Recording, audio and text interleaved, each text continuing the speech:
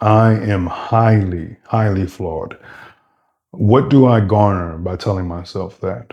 Is it for the sake of declaring it and then not having to do anything further? Because that's the fear. Many people feel as though, what's the purpose in calling myself out on being flawed? Is it just to rub my face in it and then that's it? Nah. For me, the mechanisms, the sequence of internal events that occurs from telling myself that I'm highly flawed, I then sit with that and then I recognize that it's just true. It's not about my self-esteem because my self-esteem is not hinged upon whether I'm flawed or not. And it's up to you to decide. My self esteem hinges upon whether or not I am going to do something about the fact that I'm highly flawed. Again, when you declare I am highly flawed, there is this, for me, there's a profound relief, a profound weight that is lifted off my shoulders. Not a weight that then therefore alleviates me of the responsibility of having to do anything about the fact that I'm highly flawed. But because it's simply true, this is what it is, I suppose. Because it's so true, I suppose this little subtle narrative that goes on in my mind, where there's this sense of like, man, this is all so hard, right? There's sensitivity to how difficult every day is. But the relief comes from, it's like, of course it's hard. That's what it is. The sense of relief comes from the other truth that's associated with the recognition that you're highly flawed. It's like, of course it's difficult. You're deficient as hell. You're flawed as hell. You're dysfunctional as hell. Don't forget, you're an addict. Don't forget, you have always been highly susceptible to laziness. You have always been highly susceptible to indifference. You have always been highly susceptible to being spoiled. You have always been highly susceptible to being ungrateful. And it's true. It's just true. What I find, everything I just said, I find that people think these kind of declarations then therefore dictate who they are in this permanent sense, which to me, I just cannot relate to.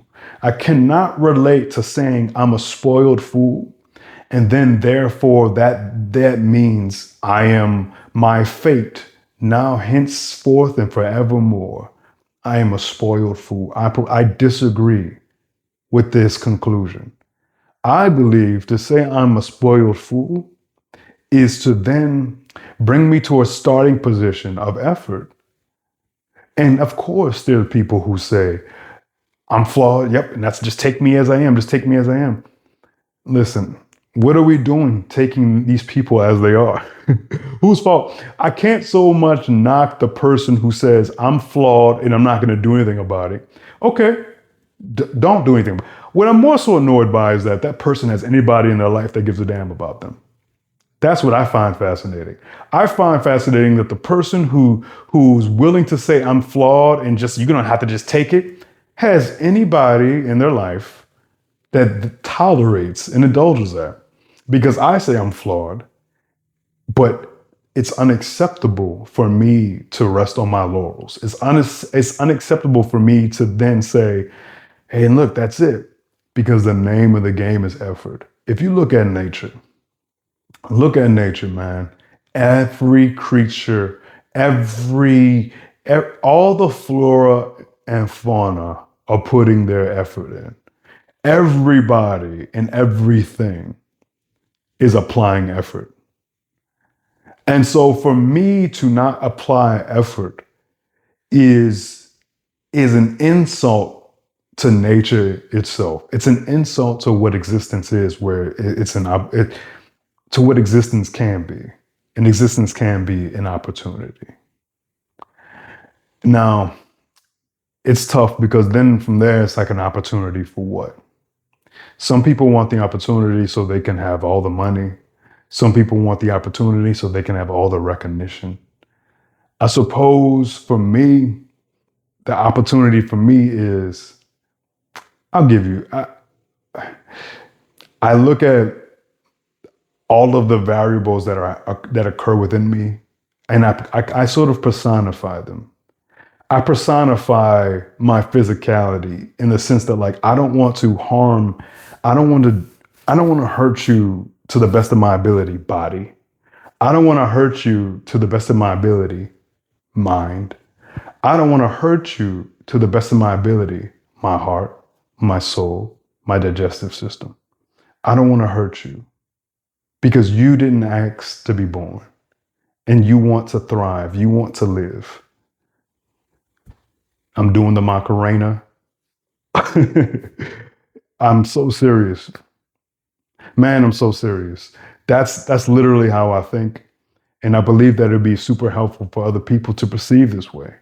Because the way that people think with regards to their pursuit of development, it's very much so pursuit of development in the wake of others, in the wake of other people's perception of them. I'm not saying that the perception of people does not have consequence, but I am saying I believe you and I individually, singularly, we should have such an interest in being such undeniably energized being, undeniably self-actualized beings, that it's not about how other people perceive us, because we're walking in truth, we're walking in authenticity, we're walking in harmlessness. And I'm not saying I'm not, and it's paradoxical because quite frankly, ethically, I'm not saying that I'm not trying to win the ethics award.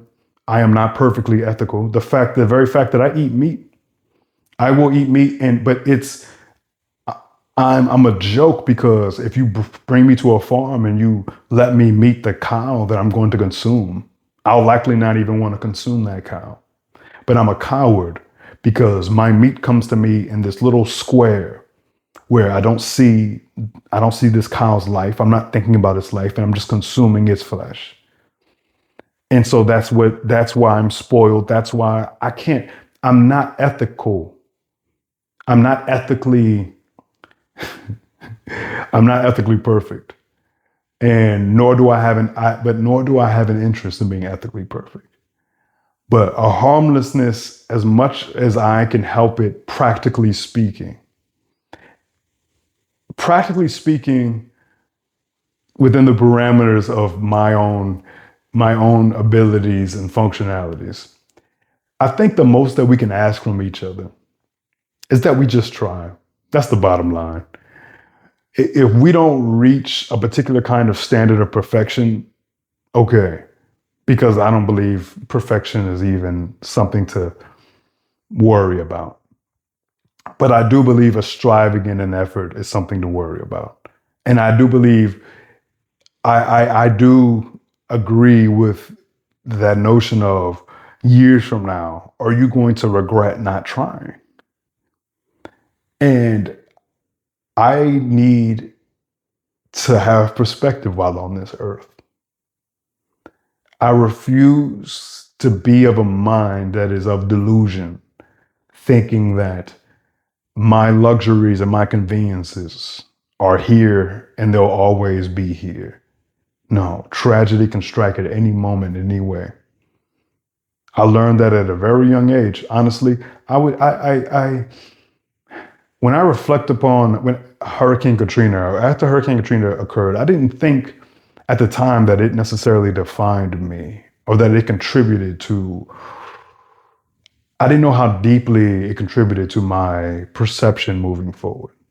But I must say, losing everything so quickly, our home being underwater so quickly, all of my clothes and all of my shoes that that 19-year-old young man gave a damn about was gone like that.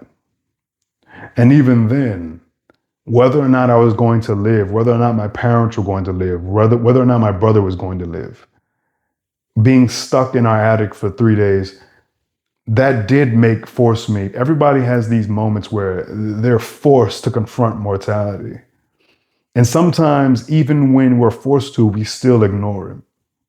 But I can't deny that I did have a realization from there. That, oh, everything can be taken away. That's why I own 12 black t-shirts. And you never fuck clothes. Okay? Do you? I believe it or not, I even appreciate fashion. I appreciate aesthetics. I appreciate it from afar. But my mind, for me, I can't be worried about such things. Because for me, my quote unquote struggles has always been uh, a kind of inevitable emptiness that I'm going to try to fill with what mankind said is helpful, as opposed to what truth is telling me is helpful. Truth meaning the raw truth of honest observation. What does honest, non-judgmental observation declare to me? It tells me that my sleep is paramount. It tells me that nutrients, good, healthy food is paramount. It tells me that if I'm not challenging my body physically in the form of yoga, in the form of some kind of cardiovascular exercise, something, that I'm hurting myself. I'm only going to contribute to the problematic issues that arise within my system. Truth tells me that when I converse, it is a foolish, pointless exercise to converse in such a way to where I care about winning. I care about impressing. I need my insecurities to be soothed. No, no, no. What truth, honest truth tells me is that the best thing for me is to simply speak about that which matters to me, for me to ask you about what matters to you, and from there to just disentangle all which we are confused about, we think about, we perceive, we interpret, to just keep investigating our concepts, keep investigating our perceptions. This comes from the luxury of having stillness and silence and taking advantage of the opportunity of stillness and silence to just be an honest witness unto the physics of our earthly existence as these creatures called human beings. When you withdraw from all the noise, all that's left is the realization, in my view. What's left is everything that's good is only as good as your system allows it to be. And your system, your mind, your heart, your body, all of your internal organic circuitry, it is utterly dependent upon the appropriate conditions. And even something seemingly as intangible as conversation, the way that we enter into dialogue. I never would have thought that I would completely see the merit in there's something to the power of words, the power of dialogue, the power of truthful, meaningful, vulnerable dialogue. There's power to it to the extent that it can affect your health. Yes. I wouldn't go so far as to say just have healthy conversations and you'll never have another issue with your health at all. But I will say there's something to it, man. There is something to it for sure. Psychosomatic, 1000%. 1000%. And so I think so much of what ails us is us indulging superficial, materialistic, man-made concepts as to what's best for us, when in reality, what's best for us is right in front of us. It's right there to be digested and perceived and to be interpreted and to be seen. But we don't get out of our own way. We don't get out of our own way. I digress.